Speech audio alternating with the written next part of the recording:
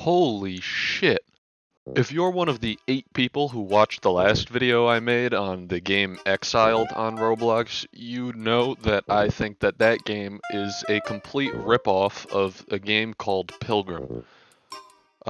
This game follows a similar format, but is actually a really good example of how to take an idea and do something original with it, and actually feels like it's inspired by Pilgrim and Lethal Company, instead of just stealing their game. Anyways, personal tangents aside, Dead Rails is a game being developed by RCM Studios, and basically the concept is pretty simple. You get with a couple buddies, hop on a train, and you try and drive the train out of the zombie-infected land to the uninfected Mexico, where they have developed a cure for the zombie plague. I think that it is important to note that this game is actually in early alpha. You can see if you go over to the game page that the game place, like where the game is actually developed, was only created like a month and a half ago. So this game does not have a ton of time put into it, and also it's not super heavily monetized. So I'm definitely not holding it to the same standard as I would to a game that's been in development for multiple months or even years, because they just don't have the time. They specify it's not finished, and there's not a ton of monetization in it. The game doesn't really have a formal tutorial, but if it's your first time in the game, they'll let you know how to sell items and how to power your train, both of which are, as you can probably tell, pretty vital mechanics to the game. If you can't power your train, you're kind of just screwed. And if you don't know how to sell items, you're not going to be able to buy guns or coal to keep the train moving, and then you're just going to die. And also, the game's not really that complicated, so I think going this route instead of having a whole separate place for a whole, like, fleshed out tutorial isn't super necessary. There are some things that I do wish were explained, like how at night various monsters will try and destroy your train and kill you, or how there's a fort with mounted guns that will protect you from mobs every 10,000 meters, so you should try and make it there if you don't think you can survive the night on your own, or if you don't have guns, or whatever your situation is. After this brief introduction to the game mechanics, they basically just turn you loose and let you play the game. Uh, the gameplay isn't complicated, I'm gonna be honest. You hold W to make your train speed up, you hold S to make it slow down, and then you drive around wastelands, stopping whenever you see a building. You grab whatever items are in the building, or go raid whatever town you find, and then you sell the items you get, or you use them to power your train. You buy guns, you buy new ways to defend the train. As you keep going, things get progressively trickier, but the loot also gets better. So it's basically a loot and shoot against zombies and werewolves and shit. If you're playing the game with friends, the simplistic nature and how much goofy shit can just randomly happen does make the game a lot of fun, in my opinion. Like this one time when I didn't think putting a stick of dynamite right next to a torch would make the dynamite explode. Oh, that is a good point. Ah! Oh. My $25. With that being said, I am going to talk about some of the problems I have with the game now. So any hardcore Dead Rails fans, just bear with me for a second, alright? I do think that this game is good, but it is definitely not flawless. I still like the game, there are just some things that definitely need to be improved. The most urgent issue, in my opinion, with this game is how the AI functions and the AI pathing.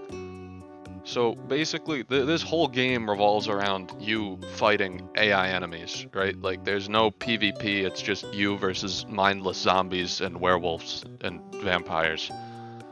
So, the devs did make it so that these entities can climb up onto your train, which is a good change, right? You shouldn't just be able to sit on the train and be immortal. The problem becomes if you walk inside of a house, or if you're up on an elevated platform that isn't your train, the zombies will just walk into the wall. They have no clue how to get around. The even bigger problem is, for some reason, the melee weapons in this game have a hitbox the size of a fucking freight train. So you can literally just stand on platforms and hit zombies and they'll just die even though they're like 6 feet below you. You can also hit them through walls. So like if there's a zombie in a house, you just bait the zombie until they're right next to the wall. And then you just hit them through the wall and then you win. In a game where the only fighting you're going to be doing is against the AI mechanics should be at least somewhat decent. And this game's AI mechanics are really easily cheesable. Another problem I have though is that if you don't cheese the AI, there's no way to beat them without taking damage if you don't have a gun. So this is where I kind of don't know what to suggest for how to fix this problem, because if you take away the fact that you can just literally hit a zombie through a wall and it'll die, then you have to fight the zombie face to face, and the zombies are faster than you, and there's no way to like dodge or block melee attacks. So the zombie's just gonna hit you, and then eventually you're just gonna die. Unless you sit on your train for like 10 years and just passively regen. But then if you do that, it's gonna turn nighttime and then you're screwed anyway. So, I mean, I think honestly, the way that the AI is handled needs to be changed overall. Like, it's not a super huge issue. Like, once you get guns, the cheese methods are kind of slow, so they kind of become irrelevant.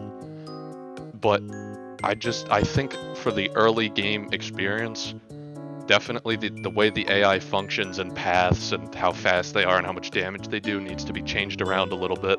This next thing I'm going to talk about isn't really an issue I have with the game, it's more so just a suggestion. And I know that the devs have not had a lot of time to work on the game, but when there isn't a house or a town, there's only one like event that can trigger, and that's bandits on horses that try and shoot your train, or werewolves, which are already a mechanic in another part of the game.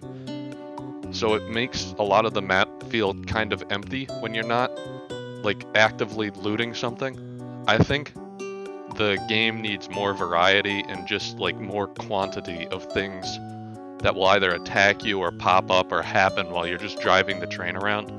Because there are definitely dry spells in the game where you're like, I've literally just been holding W for the last like 3 fucking minutes and I want to do something and nothing has happened because there aren't any events other than the houses. Again, not really a criticism, just a suggestion for what they need more of in the future. Overall, I think that Dead Rails is a really cool, goofy, and entertaining game, even though it is pretty early in its development.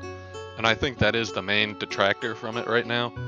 It really just doesn't have enough content to keep you hooked for super long, but I think that problem will naturally resolve itself as the developers continue to work on the game. Honestly, I think it's a lot of fun. The only problems I had with it are the lack of, AI pathing, which kind of takes away from it in a lot of ways. But yeah, that's pretty much all I've got to say. Peace.